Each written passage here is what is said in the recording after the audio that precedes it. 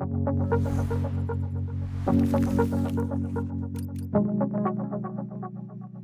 everybody, and welcome to another episode of Why It Matters. I'm Tracy Kronzak, joined by my always stalwart companion, Tim. Everybody, We will never get that handoff right. I don't think so. It's the most awkward part of every show, and it's just kind of like it's how we roll. We just Tim roll grits awkward. his teeth and moves through it. Like, hey, here I am, stalwart. Still can't remember what that means. Steadfast, reliable, I know, loyal, every helpful, time. friendly, courteous. Every you know? time you reintroduce the definition. So I'm going to start changing the definitions in the future, is what I'm going to do. I'm just gonna say, when I hear the word stalwart, I think of a toadstool every time. So I feel like I'm the toadstool companion every time I hear that. So now you've got that. You and I can both think that. I think donkey, but okay, now toadstool. All right, well, there we go. So moving right along. Moving forward. Folks, we are ecstatic to have, at least from my world, a longtime friend and co-collaborator and co-instigator, someone whom I've known through a number of circles, including my time in Salesforce Landia and affiliated with the nonprofit technology network, Rubin Singh. There's a lot I could say to introduce Rubin, but in fine tradition of Why It Matters, I want to turn it over to you, Rubin, to introduce you and talk a little bit about, who you are and where you are today. Oh, sounds good. Well, thank you, Tracy. Thank you, Tim. I've been a big fan of the podcast here, so it's a real privilege to be here. So thank you for having me. Who am I? I'm a serial volunteer first and foremost, and that's really where I found myself in this space. Love learning about different causes, different nonprofits, different organizations to work with. Really throughout my life, really just poured myself into volunteer work. When it came time to pursuing a career, it was very important to me to see, what's the right space for me, and there was lots of different options I could choose from. And in parallel had a great interest in technology and what technology can offer. And so I've just been very fortunate to be able to bring those two worlds together and see how we can use technology and all the things that surround it to help move missions forward. So that's who I am, and I'm very fortunate to be running a small consulting firm called 1/10 Consulting, and we help organizations with everything from implementation of their nonprofit technology, but also all the things that surround it: the change management, the training, the strategy, even if it's fundraising strategy, all the way through the end to making sure that they're successful for the long term. So those are some of the things that we do at 1/10, and so that's a little bit about who I am, and just really excited for today's conversation. Thanks, Rubin. I think one of the areas I want to dig immediately into is connected to something that's also very, very important to us at Now It Matters, but also the last time I kind of intersected with you. Yeah. And Rubin and I were both volunteers on a project that took place, was that sort of like throughout 2019 or 2019 into 2020, right before around the start of the pandemic, right, working with nonprofit technology network, N10. I didn't know this, but N10 is now just N10. It's like, that's it. It's like Madonna. But thank Amy. I'll get a note from Amy on that one. But Rubin and I were both involved in a project that was looking at equity in technology and trying to create an equity guide for technology that N10 has since released that really covered three facets, maybe four, but three that I can think of. One is when nonprofits use technology, how is it more equitably used? When people create technology for nonprofits, how is that technology best created? And as a subset of that, when nonprofits are serviced by technology or technology providers, how is that technology most equitably bolted into how an organization works, respects the nonprofit ecosystem and ultimately equitably sold and moved forward. So that was a really fun endeavor. It had a pile of us who I think had a range of political ideologies and experiences. Occasionally, Tracy would have to mute themselves and say things like, I don't know how realistic that is.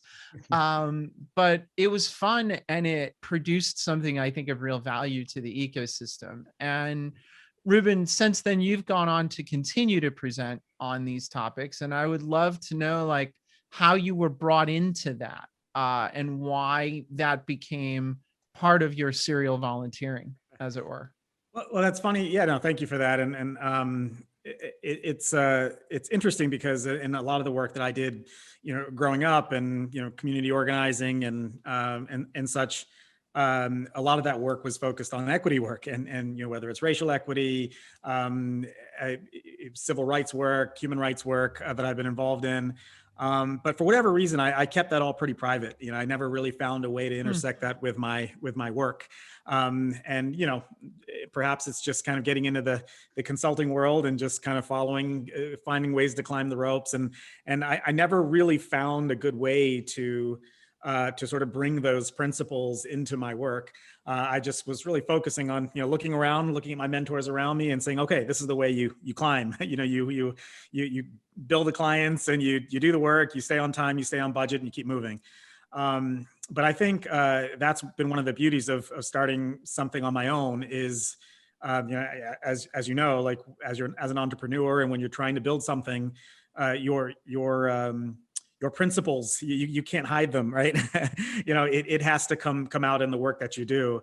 And it's really given me an opportunity to take that passion for equity work, and not just, stop hiding it, but actually making it part of what we offer and really putting it out there and making sure that anyone who wants to work with us knows that this is what we value.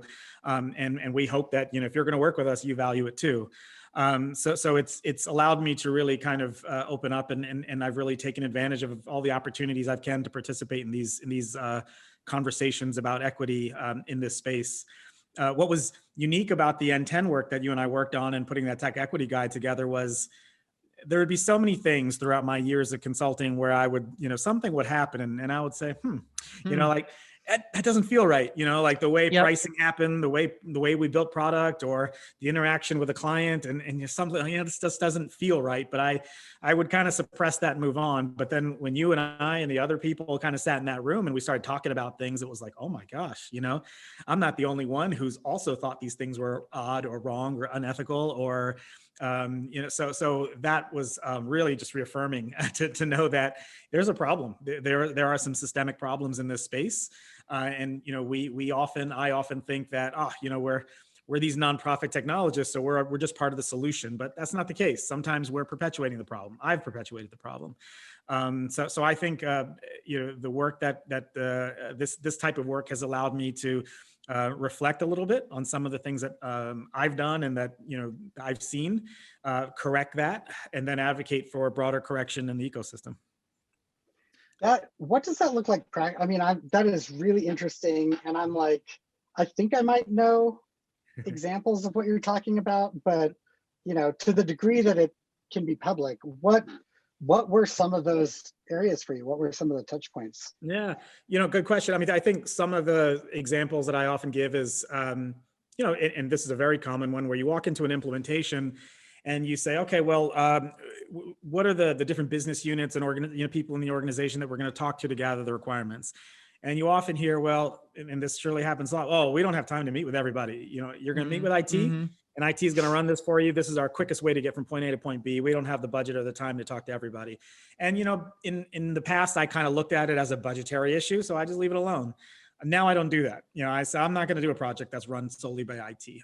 That's just not, I see the intersection between everybody who touches this system, whether it's, they bring so much diversity to the table, whether it's race, ethnicity, ability, experience, you name it, every possible type of way that people's different experiences will interact with this product, that it would be a disservice for me to sit here and ignore all of that. To ignore all of those voices that belong at this table. So I'm much more, I would much more push for a more diverse group, not just in terms of, where people sit on the organizational hierarchy, but, who they are, and their experience, a level of comfort with technology, you name it. I want as many different people representing different ideas to the table and participating in this, especially like if we think of, external users. When I was trying to find a COVID vaccine appointment for my parents, I realized, my gosh, this system is not set up for immigrants. It's like this multi pages of thing of at least where we live, where you can't save your way through a form. There's lots of information. If you find out you don't have something and have to go back to something, it's very cumbersome. So here you have the government saying, get vaccinated, but you're making it, and people of color are not getting themselves vaccinated. Well, here you have a system that really hasn't thought about how immigrants integrate or interact with technology. So I think you could be doing a real disservice by not really having the right people when you're designing the technology. I think that's one. Another example, a very specific one, is I was working with an organization, very interestingly, had a very strong diversity, equity, inclusion, perspective, and I appreciated it. And they said that the work that we do, the volunteers that we bring in, they are historically have been majority white, and we want to change that. We want to bring in more representation. And they brought in a lot of volunteers, and it was through an application process, and they asked me to build this algorithm. And I said to them, well, just kind of thinking this through, this algorithm that you have is not going to help your diversity problem. I mean, it's very strict based on years of experience and so on and so forth. And they said, and then long story short, it was, hey, just shut up and code. and so I, before I would have done just that, but not anymore. I said, well, it's not really what I believe in, here's what I think you should do, but building something like this would perpetuate the problems that you have noticed and I have noticed. And so I can't kind of sit there and do it quietly. So, maybe there's a better consultant for you. So those are some just practical examples that I've run through in recent projects. There might be more willing consultant. I don't know if it was better. Yeah. I mean, and I choose that word carefully there. I gave a talk on implicit bias in system design, and the whole point of system design is to capture the majority use cases, right? So, but exactly. Like you're already like the first step, you're already there. So it's just, yeah, thanks for it's so weird. I have such a hard time connecting some of that. And so the examples really help. Yeah, there's so much to like unpick in everything that you just said. Like, I'm like, where do I want to start with this? I mean, I think there are two things that occur to me as you're talking. I think one, that sort of last statement that you ended with, and that was, can you just please shut up and code?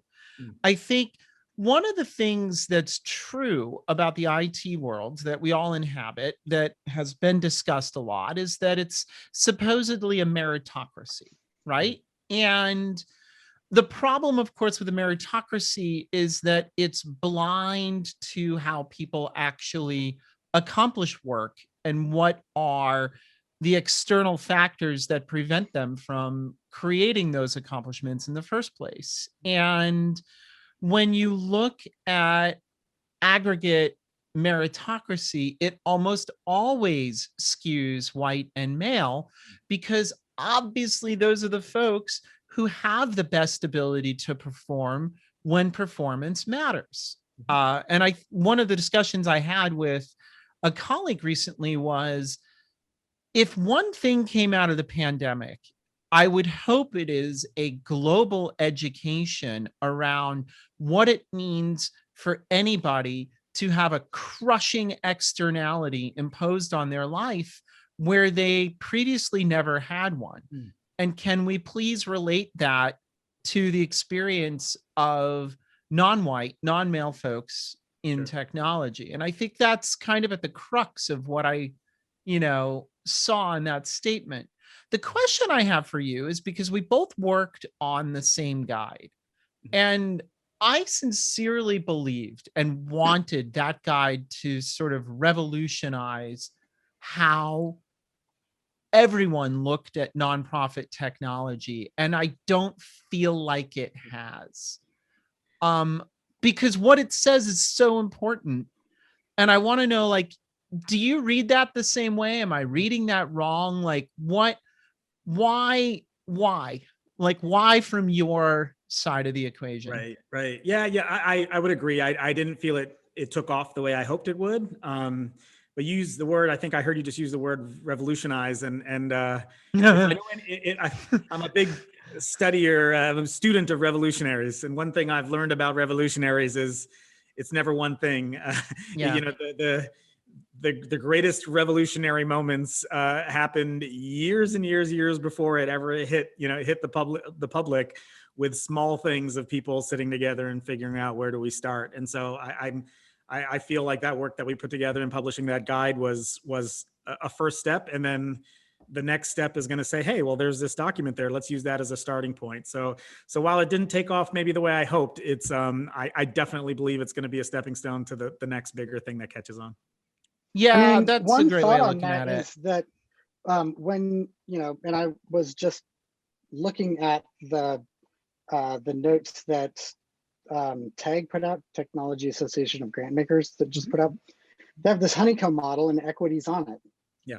And it is, I don't think that's accidental, because N10 was at the table when they were making that. Right. And so I do want to say, like, those voices, those small things, like I could not agree with you more, Rubin, that it is small steps for a long time, before, the overnight change happens.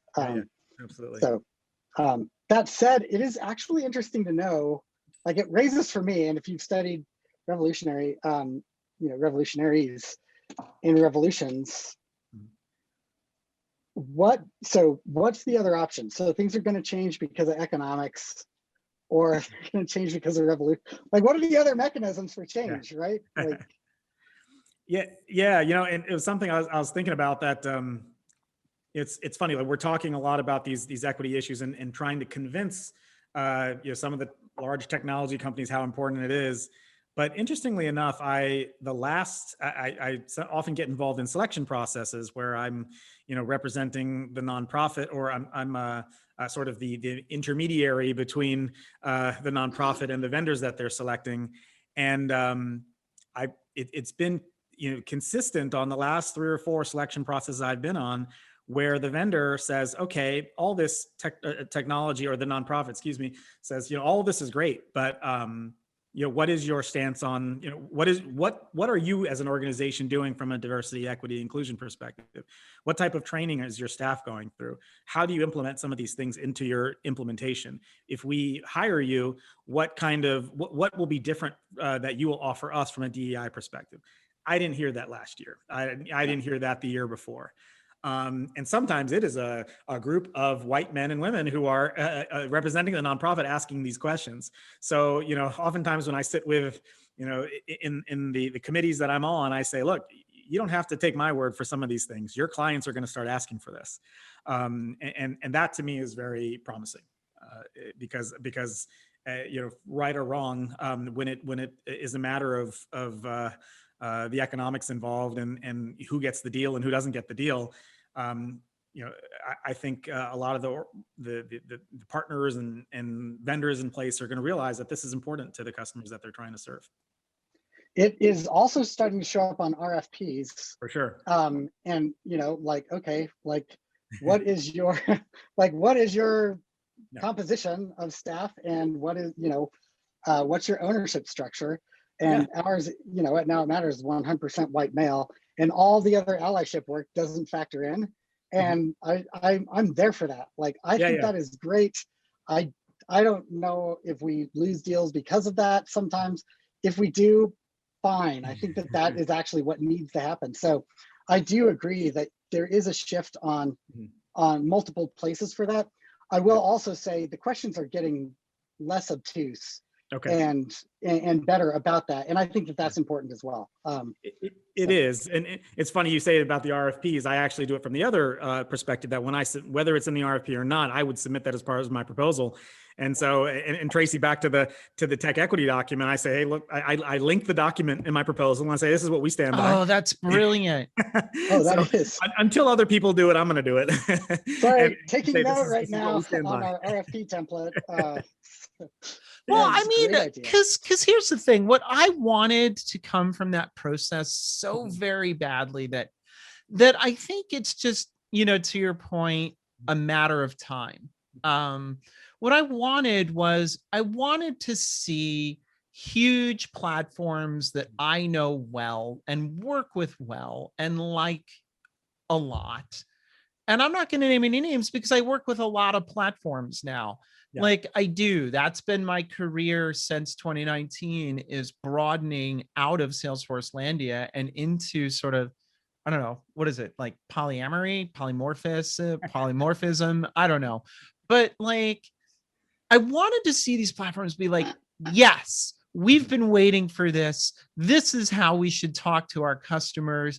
This is what our customers are asking for. And there were a few nods, but it wasn't like cricket, besides that, it was like crickets is what I'm trying to say. And that made me a little sad, I have to say, but maybe it is just a matter of time. And I think we're also, or I'm a little spoiled working with N10, who I think is just Yeah. far beyond where everybody is. I mean, I was Yeah. I was just asked to participate in a panel recently, and this organization said, we're trying something new. We're going to try to not have a panel with all men. I'm like, oh wow, that's that's amazing. That's a thing. Where have you been? So I think I've been spoiled over the years of just, with an organization like N10 that has been so far ahead of everyone else, that it's just going to be a little slower for everyone else to catch up. Yeah. Do you feel that, I mean, so one of the things that I actually don't know legit about 1/10 Consulting, is it just you or do you have a staff or? We do have a staff. I am the full-time employee, and then we have a staff of consultants that work with me, all in subcontractor roles. So which has been so it's a team of subcontractors as well as an offshore team that helps us with development and data migrations. And it's an unconventional model, but it's worked really well for us because it's allowed us to take, and we have a point of taking on very specific number of projects that we know we can do, and it allows me to bring in the right resources for the right project.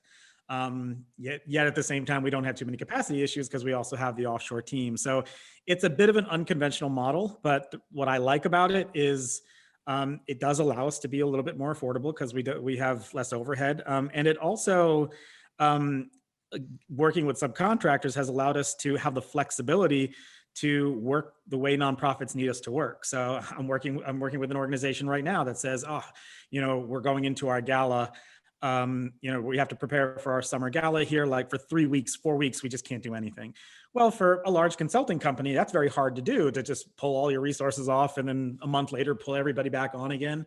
And we say, yeah, no problem. We'll just pause and then we'll just come back to it. And it allows us to be a little bit more flexible and work the way, nonprofits need us to work with them. And we're not trying to force them down a path, where they're not prepared and make bad decisions. So yeah, that's our structure and kind of how it's worked for us. I've thought about how to scale that, but we haven't quite, we're still kind of figuring out the right time to scale bigger. Well, tactically, I mean, and then the reason where I'm leading you to is I kind of have like this question of like, so tactically, the thing that we all struggle with as businesses is like, you hear the same stuff. You're like pipeline, education, access, yada, yada, right? I'm going to use a term and you are free to back me away from it because I think the term is very American centric when I use it. But I will say, Rubin, you're one of the very few business owners of color, founders of color, whom I know, period. So there's two things there. One is you can back me away from of color because I know enough to know that that phrase implies a very specific American experience in this context. And you are actually coming from also an Indian Sikh experience. And then secondly, like So now you are representing you and you're representing your business. Like, what are the tactical things that that means for you when you're looking at scaling and hiring? Um, wow. It's interesting because it's been a very different experience uh, prior to starting 110th and previous. Being a Sikh Punjabi American, when I was working for most of my career, it was interesting that no matter where I was in the organizational hierarchy, even if I was the lead consultant and I had a team of other people with me, juniors, interns, what have you. Um, when I would walk into the client the first day, they would never look at me as the person in charge. Oh, wow. Yeah. I mean, at most, I am the techie, I'm the lead developer at most. But even if I was the most experienced person in the room, all questions would be directed to the interns or the more junior research. Like they My just gosh. couldn't wrap. And I don't even think it's kind of back to what you were saying, Tim, about the implicit bias. I don't think it was purposeful or whatever, but and that's something that people of color often find themselves as they have to prove themselves in order to just be looked at as the leader in the room or the expert in the room. And so as a consultant, that's something I struggled a lot with, that I felt like I had to pitch my case. It had to be crisp. It had to be perfect. It had to be, exactly right. I had to prepare a lot ahead of time. I had to know all my stuff like better than anybody and study, cram the night before a client engagement, just so I can prove that I should be at the table. So that can be a lot, and sometimes when I sit in these racial affinity groups, I realize I'm not the only person who has experienced that. But I would say, as I've kind of, maybe gotten a little older and got a little bit more comfortable in my shoes, and now being in this case where, owning a business and being able to hire people, I think it actually resonates with a lot of folks, and people of color have reached out to me and said, I'd like to work for you. I want to, this is the kind of mentorship I want as part of my career, not just to, put Salesforce in places or CRM tools in places, but, I'm looking for your mentorship. So that's been actually very rewarding, to play some role where I can hire folks who may not have been hired otherwise, or mentor folks who have been in similar situations as me. That part has been very rewarding, for Yeah. sure. I'm gonna just say, yeah, that need to be proven before like that keeps you up at night. Like I have my own version of that Sure. drawn from my own experience in this world. I know how that feels Mhm. from my own lens. Yeah. I think what's fascinating and a little bit funny to me is I've always like known you as just Rubin. And I'm like, oh, like you stick around in this business long enough, you get a sense for like who's talking bullshit and who's talking real. And like every time I talk to you, you're like, well, this is what it looks like, this is what it is. And I'm like, okay, like this is someone who like doesn't actually need to prove their validity to me, but it's because I've been like trained to listen for very specific things and responses in that context, right? I think the other thing that I was thinking about as you were talking was, when we sort of move forward in this world, however that's going to look, I think the thing that we have to be really cognizant about not leaving behind is the idea that, you know, we're doing all this implicit bias stuff for a reason, right? And I think it gets really connected to a shame cycle for folks. Mhm. Like, oh, I have implicit bias and I feel shame about that. And I'm never going to talk about that again shame. Mhm. And it's so much easier to be like, yeah, I feel a ton of shame about that, but we're going to go into it. Yeah. Yeah. What does this look like in 2 years and 5 years? Are we going to get there by your opinion? I don't know. Sometimes I think, we have, sort of broadly speaking, outside of the technology network, there are days where I think that we as a community, as a nation, we've moved forward, and then, you know, I'll be with my family and someone will yell something at us, something obscene to us, or go home, or these things. I'm like, oh, go home, really? Like, these are these are things, my kids are facing, I faced, my parents faced, as being immigrants in the 60s. And so I wonder, wow, will this cycle ever really end? But Yeah. on the other hand, I'm also very hopeful. And for every sort of situation like I just mentioned to you about needing to prove myself to a client, there have been times where I've walked into a client and whether this is appropriate to say or not, they would say to me, I remember one, specifically, I was at a project in Minnesota and I walked in and and the lead came to me and pulled me aside. He said, "Oh, I'm so glad we get to work with a sick. I've never, I've had such good experiences working with you all before. And, this is so exciting. I can't wait." And again, I was like, well, that's pretty awkward, but it was one of those things where I was like, somebody before me, did that proving, somebody Yeah. before me did the hard work to prove themselves. And now, anybody they work with after that, will feel more comfortable. So, and so if I have to be that person to make it, easier for the next person, the next person with a turban walking in, or the next, woman with a hijab walking in, or a yarmulke, whatever it is, if I'm in this position or place to start breaking some stereotypes and challenging people's biases, I'll do it. I was in France a few years ago on behalf of Salesforce, where I was working at the time. Just to that point, the French have very rigid gender roles, and I don't. I never have. Like, me, I will show up in like men's clothing and like a cowboy hat or whatever, right? And I'm pretty open about the fact that I've studied Russian for a few years, but I also prior to that studied French.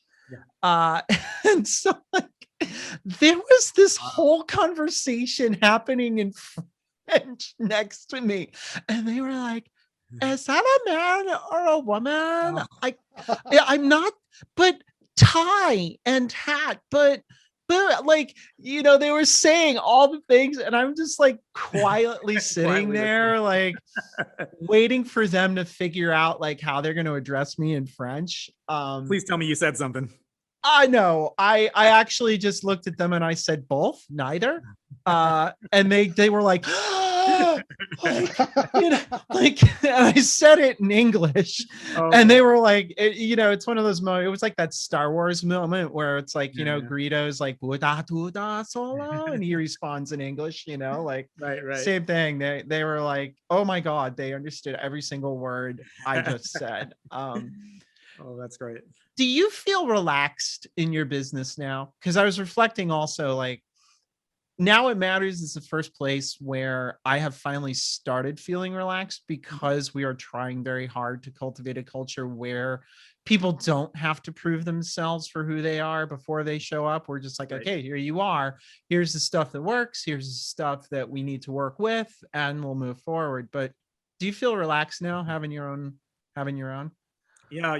Well, thank you for that question. It's, I didn't for a while because I was venturing out on this idea. I was sort of at that inflection point where I had the opportunity potentially. I was working at Round Corner previously, which has been acquired by Salesforce, and so there was a part of me thought, I could go that route. But at the same time, I have some different ideas, different ways that I want to approach the business, different ways that I want to approach things, and different ways I want to solve problems.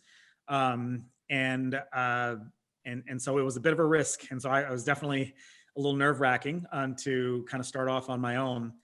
And I was really basing it off of this simple idea that if I do things honestly, and I try to do things as ethical as I can, and I try to be transparent, will this work? And will it resonate with people?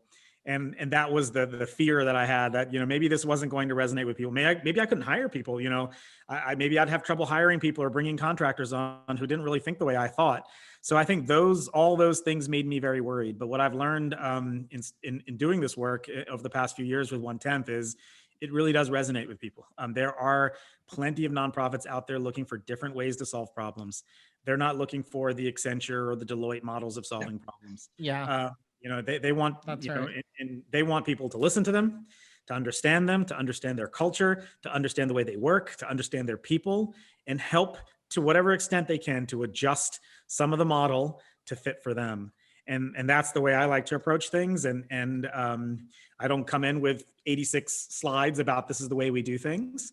And so it was unconventional. I've never seen it. So I think it worried me to know that this may not resonate with folks. They're looking for something, the tried and true methodology. And but what I've seen is there is an appetite for this. There's an interest in this type of unconventional way of doing work together. And knowing that brings me a lot of peace. It's great. allowed me to relax in a way that I haven't for years before. I mean, Yeah, I'm working just that. as hard, if not harder, than I had, previously. But there's something different about it. There's something different about it that keeps me motivated. I mean, when I started Now It Matters, I felt like everyone was watching me. And and they not only weren't they, but like I had a hard time getting anyone to watch me, but I still felt like they were all watching me. So Yeah. I just found that really unnerving. Like, what are people thinking or seeing or saying? And over time, what I found, and I'm curious if this is what you found as well, and it was not like a long amount of time, it was relatively short amount of time. People kept confirming over and over that integrity and authenticity was exactly in the center of what people were most wanting, and that was its own competitive advantage. If you walked in and you were open and honest about what you thought the problem was, what you could do to fix it, and where you were like, yeah, I don't know about that yet, I'm gonna have to look into it, and didn't have all the answers to begin with, I just found that works so much better. 100%, Tim. And when I started off early on, my friends would ask me, "Oh, what's your pipeline look like?" And I'm like, "Well, I got nothing after next month." And I said, "Are you sure about this, Rubin? You got teenagers, college is coming soon, you got mortgage." And I don't know what it was. I just said integrity and authenticity. I'm putting my money on that, and I'm hoping that I'm convinced that if I stick that out, then the business will come. And thankfully that's been the case, and it seems the same way for you. That's well great. and I'll also say that as an economist, one of the things I looked at early on, and I think it's still true, maybe even more true these days, is that the means of production in this world is actually subject matter experts. Like it is not just about finding clients, it is also about finding experts who know this space and know this industry. And they're looking for authenticity, integrity, and culture when they're making decisions, and they will choose less salary for more authenticity and integrity. And so, I'm curious if you find that as well. I definitely have found that, but. Yeah, absolutely. And, there's been times where I've worked with organizations to do an assessment for them. And we finish the assessment and I say, okay, well, here's your roadmap. Here's my recommendation. I'm happy to now introduce you to some of the big partners out there. And they say, oh, no, we want you, and I'm like pushing back, and I can't handle this project. I don't have the staff. I don't have the team. And they say, well, figure it out, because, we trust you, and make it happen, make it work. So I think to your That's point, amazing. When they find someone that they can trust, they don't want to let go. And I don't blame it. I do the same. Absolutely. Yeah. And I think, I'll underline everything you said there, on that. I'm curious what you think, given change management, where you're headed with that. And having worked with, Salesforce platform, in multiple roles in multiple organizations, and now as your own, I don't know how to get into the conversation about this, so I'll just say that right now, but I'm increasingly worried about the shift towards organizational digital capacity transformation, whatever that bucket is or looks like, and change management goes in there, strategy goes in there, but it's an interconnected bucket, right? In that bucket, in the shift towards that, I feel strongly that it is important that the digital platforms themselves not be the ones funding the marketing and funding the strategy behind that. And, I don't mean in any way to say that they would be bad actors. It's just that the economics would mean they're going to point the strategy towards their tools only. And why wouldn't they? That's their brand. That's what they're trying to do. Do you see that same risk? Do you encounter that? Do you talk with organizations about that? And, are you a multi-platform service provider? Are you Salesforce only? What's the future of that? So Yeah. there's 9 questions and I don't even know. No, all makes sense. We're on the same page. It's funny because at my last role at Round Corner, I had brought up the exact type of issues here that you brought up. I'd said, well, we need to stop looking at things as sort of siloed solutions, and we need to look at digital transformation as a whole. And the great folks at Round Corner said, Rubin, this is great. You are now the vice president of digital transformation, and that was the last title I held at Round Corner. And there I was. I went out and I talked to some of our largest clients, our largest nonprofits, and other potential prospects. And I did surveys and analysis, and I found that practice didn't take off because I think they were saying, well, who are you as the digital transformation expert representing a product company? Like, how do we know we're getting the right thing? And they were right, in at least what I realized. And when I ventured off and started 110th, that was something very particular that I, although a lot of our work is through Salesforce, we are a Salesforce partner, but we are technically product agnostic. And even in cases where we do bring Salesforce to the table, we won't necessarily bring Marketing Cloud to the table. We won't necessarily bring all the other products that surround it. And that's been very liberating because it allows me to be, again, going back to the integrity and authenticity, really looking at the best solution. And oftentimes, just on a call with a client last week who had Salesforce in place and said, so how can we make Salesforce work for us? And when they described to me their whole situation, I said, who told you to go on Salesforce? And they were like, Salesforce did. This is not a public video, is a podcast, is it? No, I'm just kidding. But yeah. But yeah, I think I'd be doing a disservice to take people down a certain path if it wasn't for them. And Salesforce stands behind that too. They don't want the wrong fit for their product as well. So that's right. Yeah. So I think that's what allowed us to be product agnostic. And even when it is a Salesforce or, all of the sort of complementary products don't necessarily need to be the ones that surround it. And that has been really nice because, it's really allowed us to kind of look at the ecosystem more broadly and say, okay, what is it that we need to solve it? And knowing all the different products that are out there, bringing in people from other teams if necessary, other vendors if necessary. I know I feel better at the end of the day, giving them all the options and the pluses and minuses. And so yes, I think unless we do that, and it's going to be very important. Otherwise, like you said, the product is really going to be driving digital transformation, and that in itself has limitations. Yeah, absolutely. What we've stumbled into that I think has been revolutionary for us has been the best car is the one you're driving. And so, what we're finding more and more is that even if your technology is wrong sized, that, that doesn't mean that your next move is to right size it. That is of all the changes that you're looking for, some that are on the tech stack and a lot of that are on the human stack.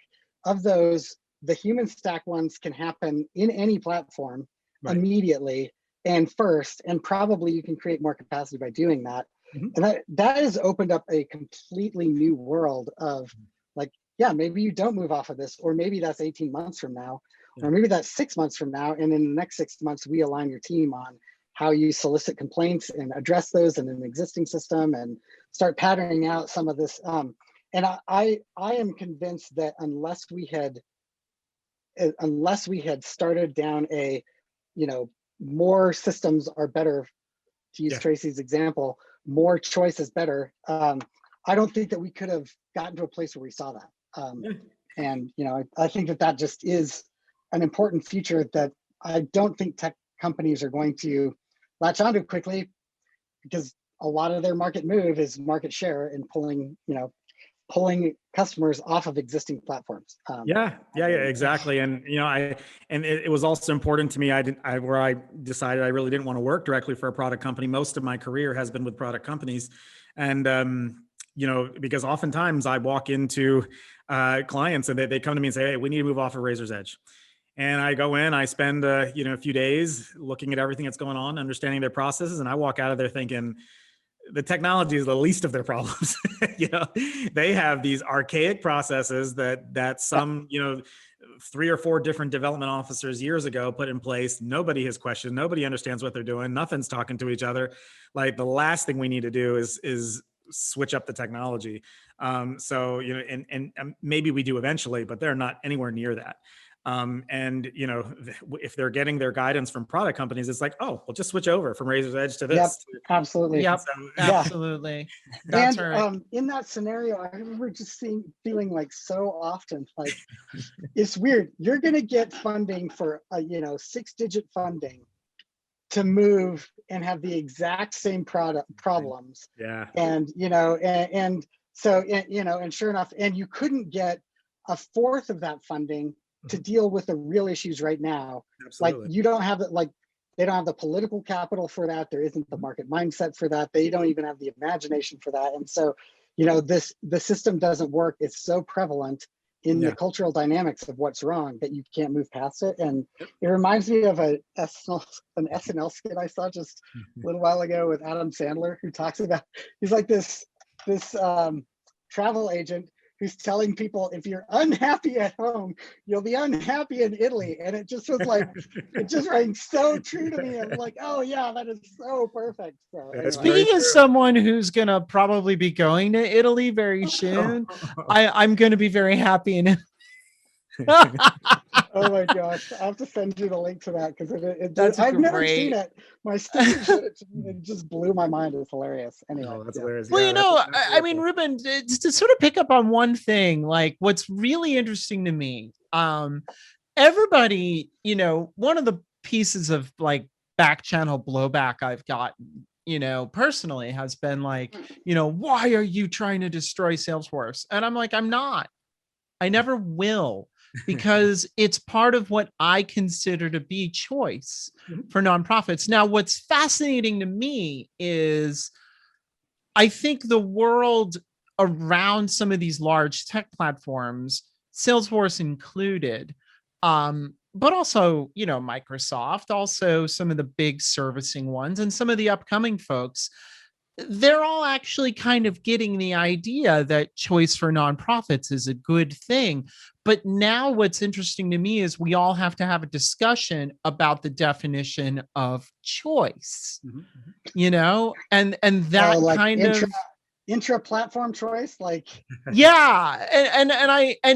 So, like, now this is where the nuance comes in, because like, I will say choice is when my data is free. And they're like, well, your data is free on our system. And I'm like, and how does that relate to the other guys' systems? And they're like, we don't consider that. We consider, and I'm like, well, okay. So what we're talking about here is the definition now of choice. Right. So, I feel like, as someone who has spent my whole career trying to broaden things, it's just a really funny, like, landing place that now we've gotten to a broader place, but now we have to talk about the definition of the original term. Yeah, and this is why I'm excited and hoping to see more of other players in this space. I see more and more organizations moving off of the older legacy systems like the NGO Connects, or even just honestly with the Razor's Edge and Blackbaud products, and a lot of focus on Salesforce and the nonprofit cloud. I'll say that I'm really excited to see where Microsoft is playing in this space now. I'm getting a lot more questions about it. I like everything that I'm seeing, from my vantage point about the direction they're going, the motivations that they have, the partners that are involved, the resources that they have. And so I hope this does kind of shake up or shift what conventional wisdom is right now, and maybe open up, to your point, some more conversations on choice that we're not really having right now. Well, and I agree with that all, and including that we need better discussions about functions of technology, Mhm. because what you Yeah. need at the staff layer around data, you know, may actually be fine if you've got 5 chapters and 2 of them are in one system and 2 are in another system and one's in a third, like trying to get Nancy in those systems to start using a different system is so much less effective than piping the data into a BI tool and Yep, aggregating it there, right? sure. And Yeah. it's just invisible to the market. Like that idea is so invisible because we don't make a distinction between behavior at staff layer as the hardest thing to change, Yep. and so we change all of the Everything humans over else. to a new system and ignore data portability, Yep. So anyway, there's my soapbox. Nope, 100% So, agree. I agree. No, but I mean, and then herein again, Tim, right? Like, what's the definition of portability, right? And I'm starting to say, like, look, it's not adequate to just say we integrate to shit. We have yeah, to have yeah, models for data analysis that yeah, are common. And yeah, there's two halves to that, right? There's the half that enables nonprofits to literally work. That's the half that I'm most interested in, right? And that's where some of the nonprofit common data model comes into play. Because, let's put forward this idea that, like, in 2026, there'll be a new catastrophe of some nature that's going to force 6 different global nonprofits to work together in new ways. What's the first discussion do you want to have? Do you want to oh have my that gosh, discussion of, like, let me get my dev team and your dev team together and let's start integrating this stuff? Or do you want to have that discussion of, like, we're all working with a relativistically similar enough framework that what needs to get quote unquote integrated can actually be normalized in the data analysis? yeah, So let's exactly, start one step further down and save yep, some time. Because it's like, I wrote an article for N10 last year where it was like, for a long time, what feels to me is like, great, my phone's on T-Mobile, I can only call folks on T-Mobile. I have Evernote on my iPhone, but it won't integrate to Evernote on my, like, Mac, because it's a different thing. And that's like the absurdity that it engenders. And I have to say, like, Rubin, do you see that in your work, or am I just like doing one of those like Tracy things where it's like I scream about something until, like, Tracy goes away or gets tired or something? Yeah, I no, I definitely see it, and it's so funny because when I speak with my clients and they say, hey, tell us about, do you know anything about this product that let's say implements with Salesforce, that integrates with Salesforce? Have you heard anything about it? I don't know, I haven't heard anything about it. Well, we talked to the sales rep and they said it integrates with Salesforce, and so that's where I kind of raise my hand and say, well, wait a second, like, integration can mean anything. Like, it can Yeah. mean it's a 5-minute plug and play, or it can be a 6-month API integration that we need to build all kinds of, get a middleware tool in between, and they all fall under that title of integration. So I think that's something I've definitely come across and have really tried to educate the organizations I work with, like, all integrations aren't equal. And some organizations I've worked with and those who sort of proclaim to have this tight integration with Salesforce is just terrible. It's just Oh, absolutely yeah. terrible. You turn on their syncs and it's just, they just shove a bunch of information into a custom object in Salesforce, and then you're on your own.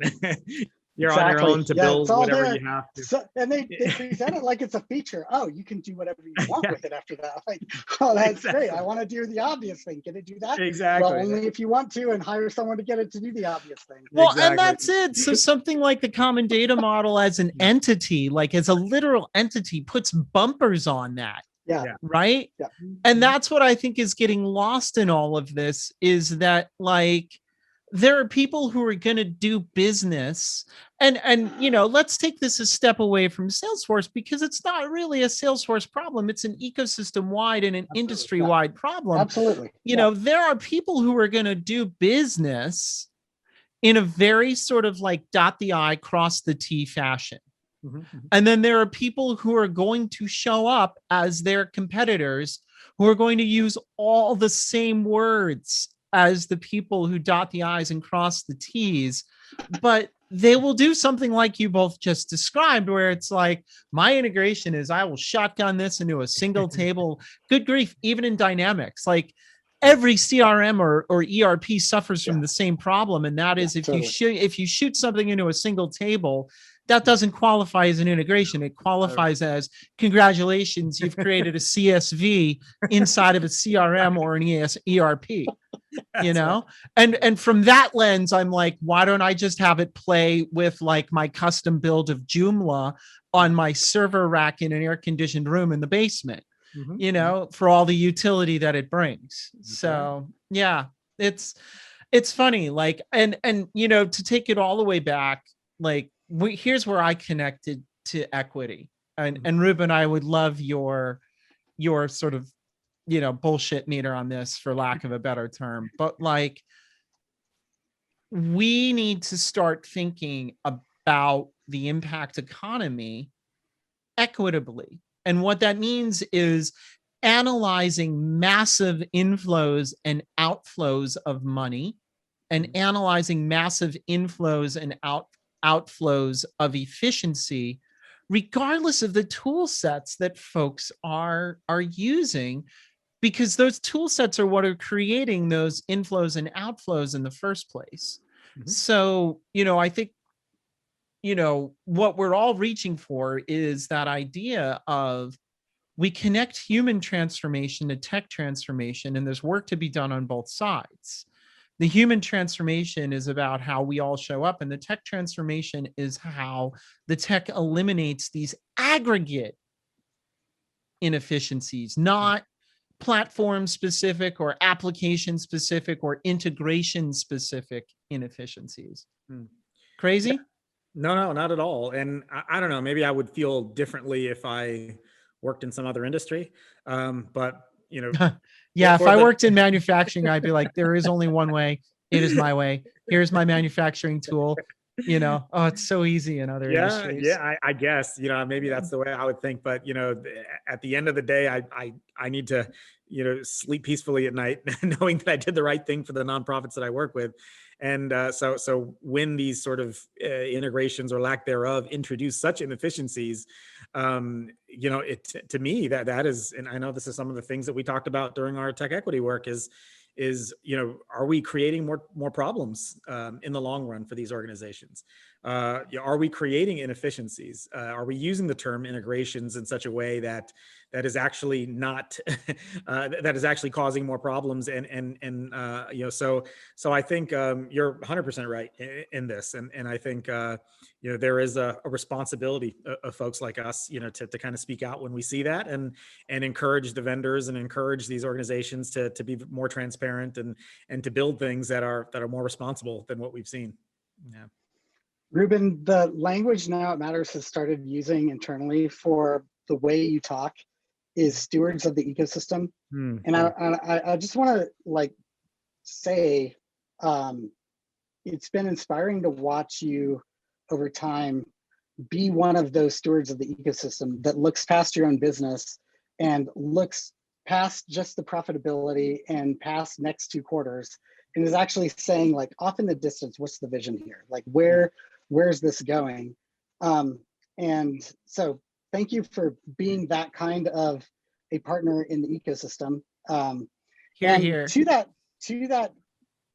degree, or to that extent, what is, like, if you look into the future, what do you think is coming up? What do you think is next? What, you know, both for technology and for nonprofits? Hmm. Well, thank you first for that, and I would say the same with both of you, being real stewards of the ecosystem for sure. So, and I think that sort of leads me to my answer to your question. I think we're going to see collaboration in ways that we haven't seen before.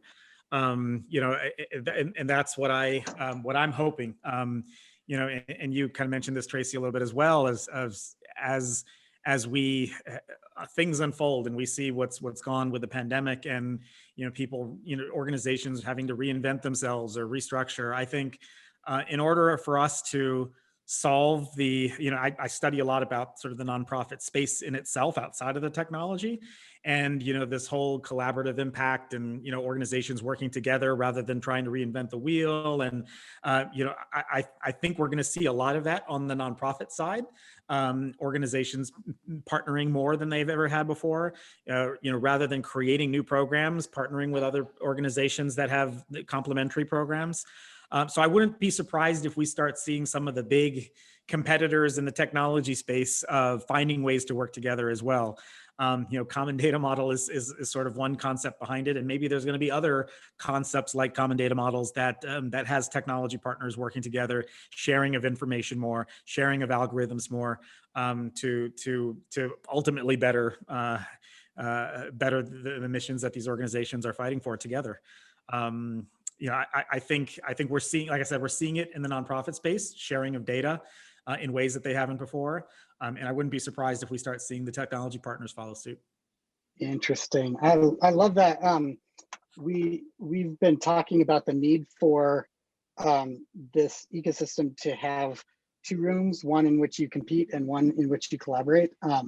And that tracks if you're looking at a profitability and impact double bottom line. Yeah. And as an economist, I feel like you actually, that's always been happening. It's just becoming more direct, and technology is allowing it to become a lot more fluid. Yep. And so that's a really interesting.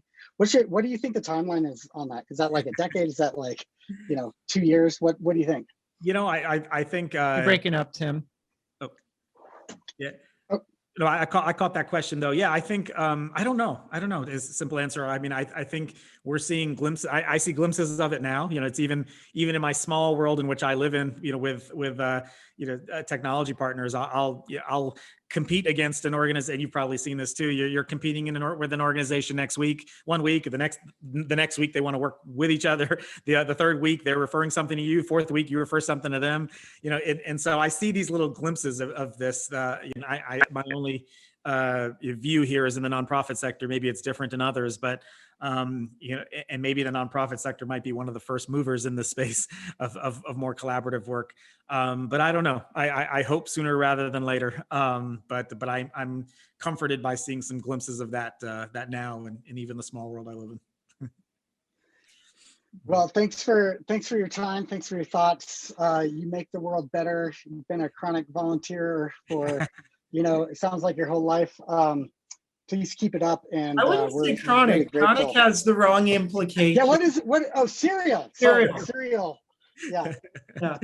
But thank you both. I really appreciate everything that you're doing here with Now It Matters, and not only the work that you do every day, but the podcast. I've learned a lot from it, and thank you for all you do, and thanks for having me. I'm really excited for the next time you and I get to work together, Rubin. Thank you. Likewise. I'm Tim Lockey. I'm Tracy Kronzak, and you've been listening to Why It Matters. Why It Matters is a thought leadership project of Now It Matters, a strategic services firm offering advising and guiding to nonprofit and social impact organizations. If you like what you've heard, please subscribe, check out our playlists, and visit us at nowitmatters.com to learn more about us.